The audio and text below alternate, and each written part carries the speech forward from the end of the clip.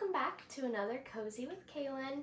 I wanted to make it extra cozy this time. I'm in my bed, my safe place. We're going to spend the next 15 to 20 minutes talking about habits. So grab your drink of choice. I have another Olipop just sitting on the table right over there. And let's get right into it. So, habits. I'll be using this book, Atomic Habits, to pull out some favorite things while also talking about my own opinion on habits and my own journey with it. And I also have a few notes here that I will be going over. So let's start with some personal reflection. I've been on a discipline journey. I went over that in my last video, but discipline is something that was created by showing up to my habits. Now, a habit is something where you don't really have to think about it, you just do it. But when you're starting a new habit, you're obviously going to take the time to think about this habit, how you're going to start it, when you're going to do it, staying consistent, and showing up to it. Something that I have found very difficult for me is a habit is hard to begin when you lack motivation. I'm sure that's not new for any of you to hear, but we're going to dive into why that is. When we want to start, for example, we know that when we brush our teeth, it helps give us clean breath. We have immediate satisfaction because the way the toothpaste is, having that clean mouth feeling, having better breath. And we know that very quickly our teeth health can go south if we don't take care of them. So that's a habit I'm sure everybody does. I hope at least twice a day. And then you look at flossing, for example.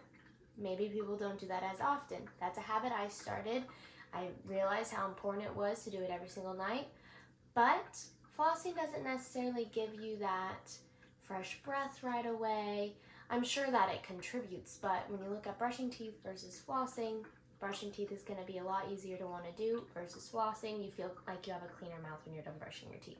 That's why it's easy to keep up the habit. It's satisfying for you. It doesn't take a long time. You don't really have to think about it anymore. We've been doing it since we were very little. And so it's easy to just roll into our day-to-day.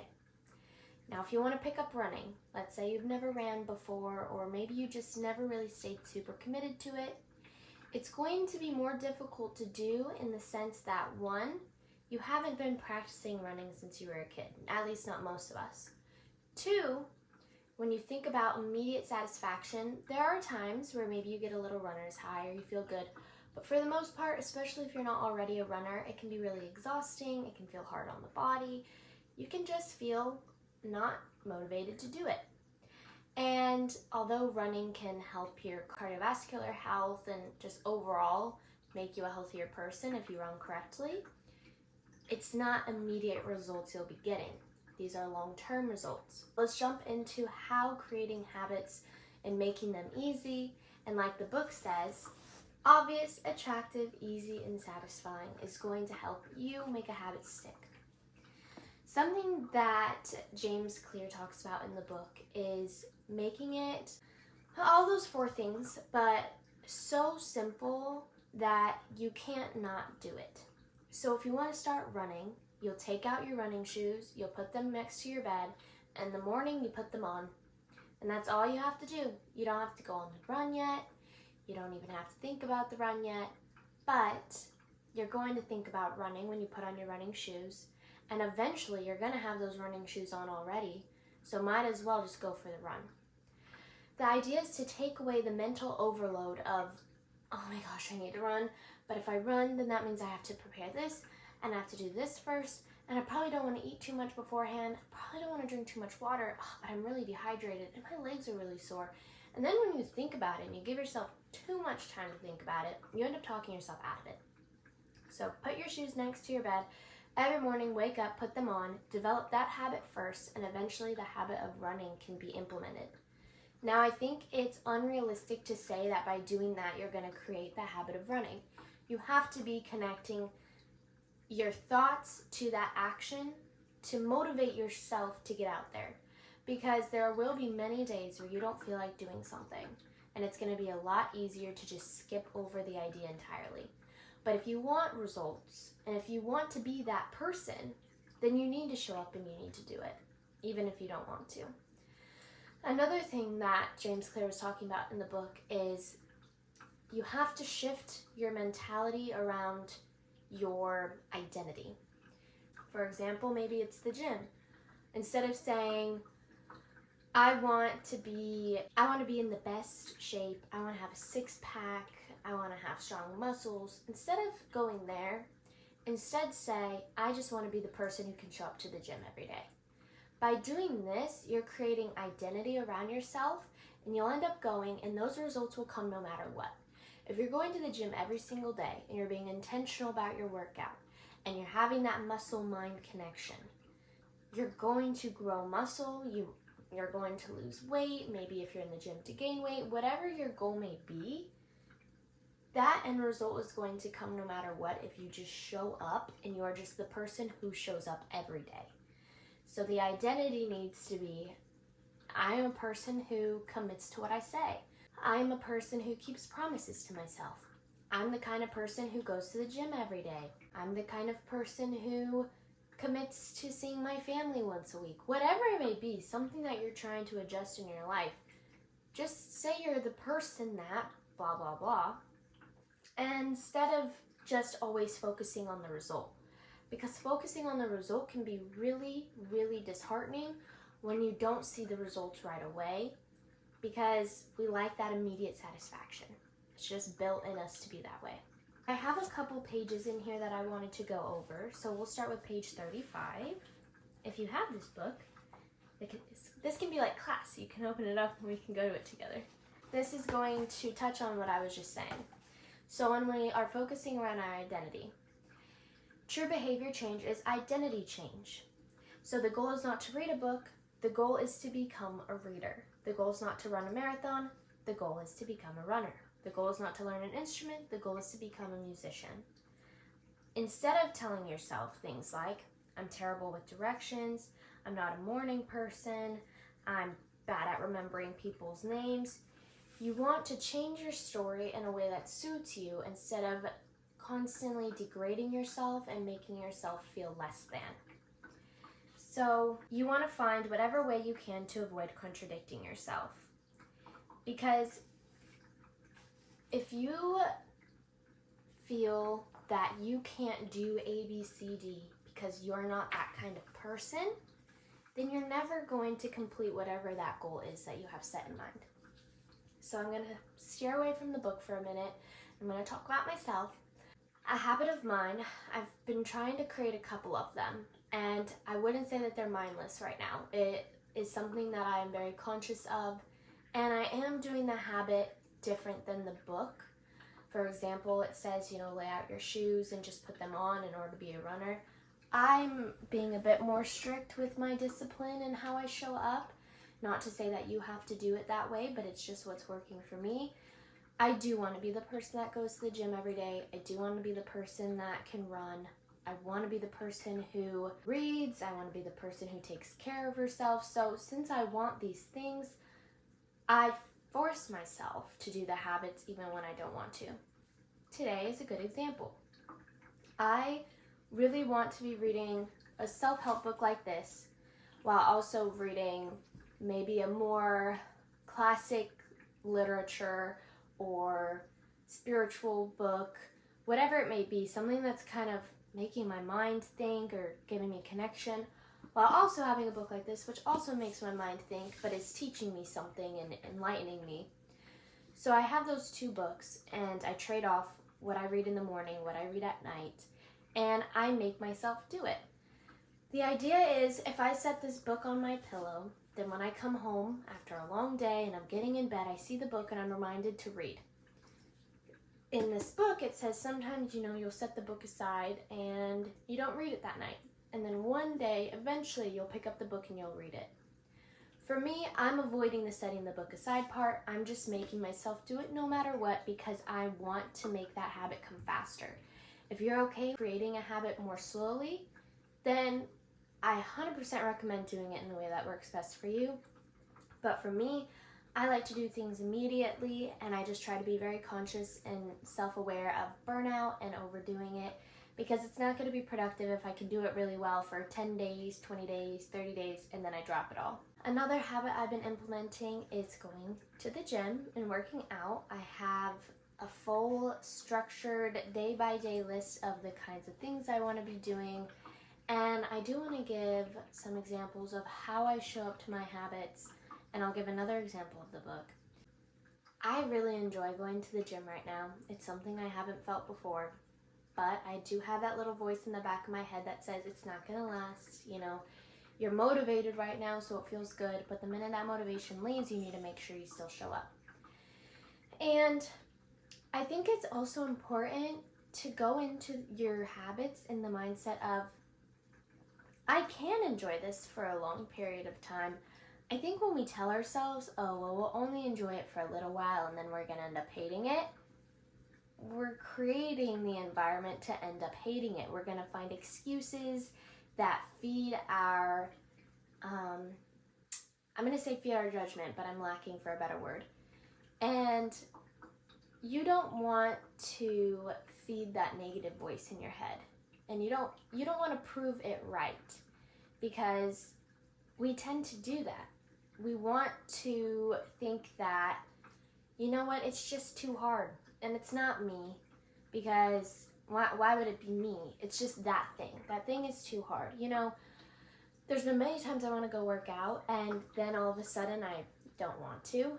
And I start saying to myself in my head, you know what, I'm really tired and I need to take care of myself. I need to listen to my body, and you know what, working out is just going to exhaust me even more, and it's probably not even good for me to do that. It's probably not good for me to go to the gym today and I start telling myself a story that fits my narrative for why I shouldn't go to the gym.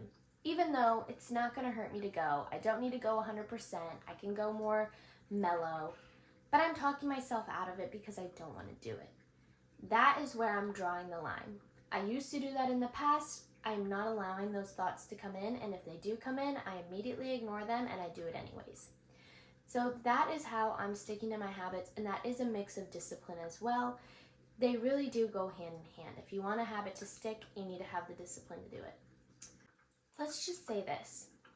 A year is going to go by, and if you drop what you intended on doing, and again, I'll just use a simple example, working out, something that you can have results in.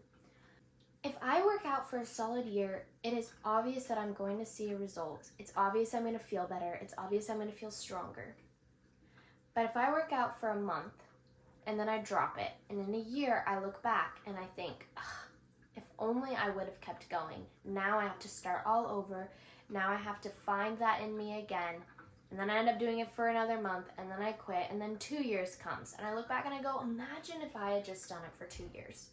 Imagine who I'd be right now if I did it for 2 years. This also goes for my business ideas. If I think back on an opportunity and I was too scared, or I didn't believe in myself, I didn't have the confidence, I was self-destructive because of the way I talked to myself and the story I told myself, and so I didn't leap on opportunity, and I think of it a year later and I go, shoot, where could I be right now if I just continued to show up, or if I had that confidence, or even if you don't have the confidence, if I did it anyways, because I know that eventually the confidence will come. 5 years down the road, 10 years down the road, look at where all those little steps, everywhere you could have been moving the needle, but you didn't. That is going to hurt so much more than doing it quickly in the moment and just getting out of the mindset that says, I don't want to. I don't feel like it. I'd rather relax. I'd rather be comfortable.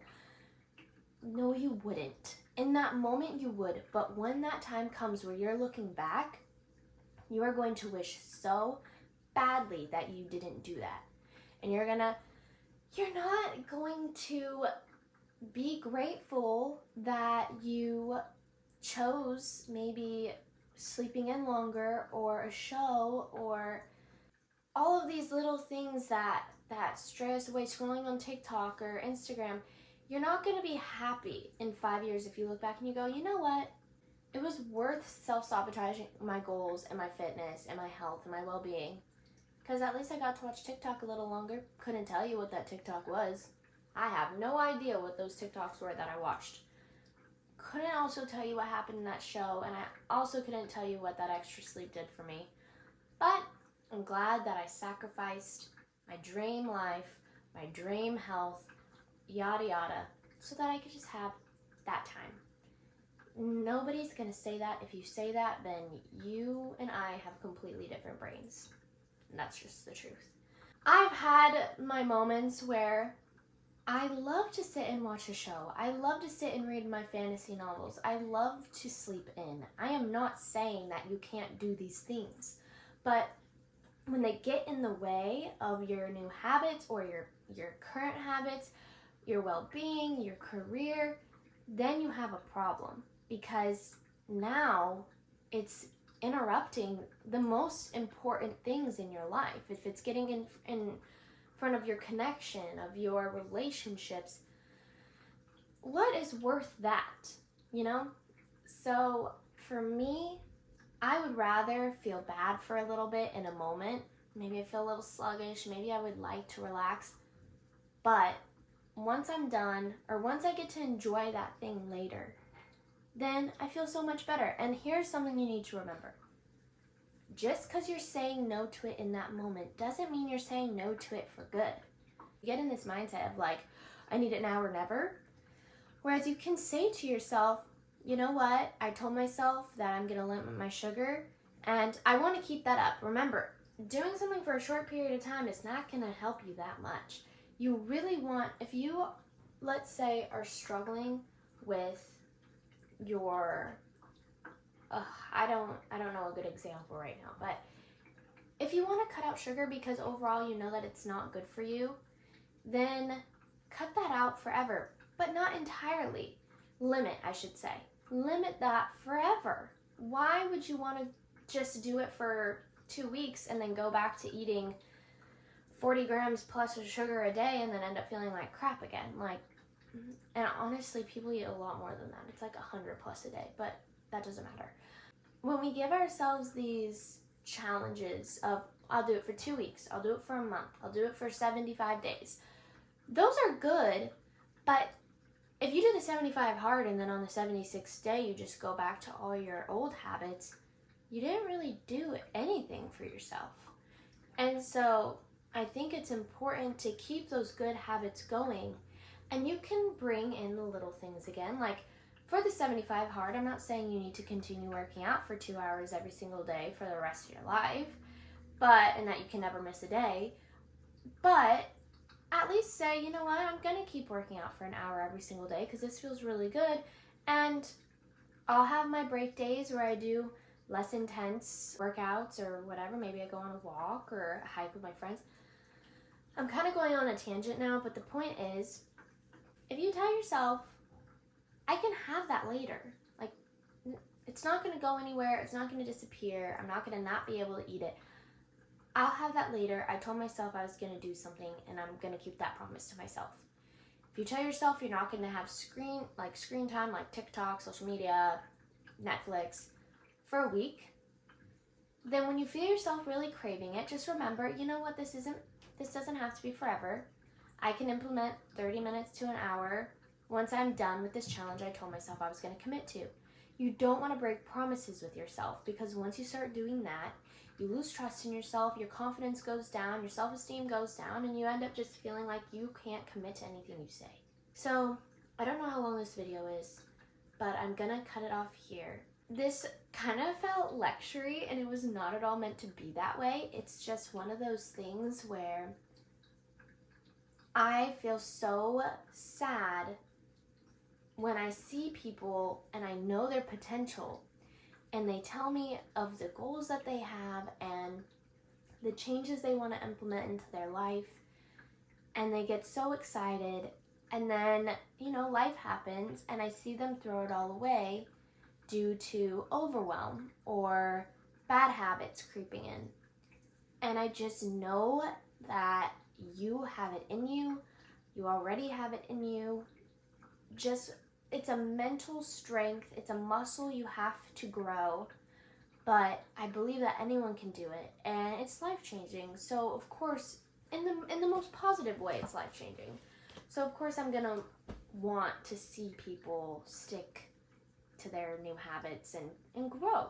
And become the best person that you can be and be in the best shape that you can be in. And so there's that.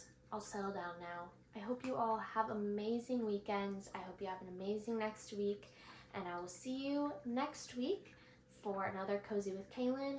Keep an eye out for my vlog and follow me on my Instagram, all of the things, Wellness by Kay.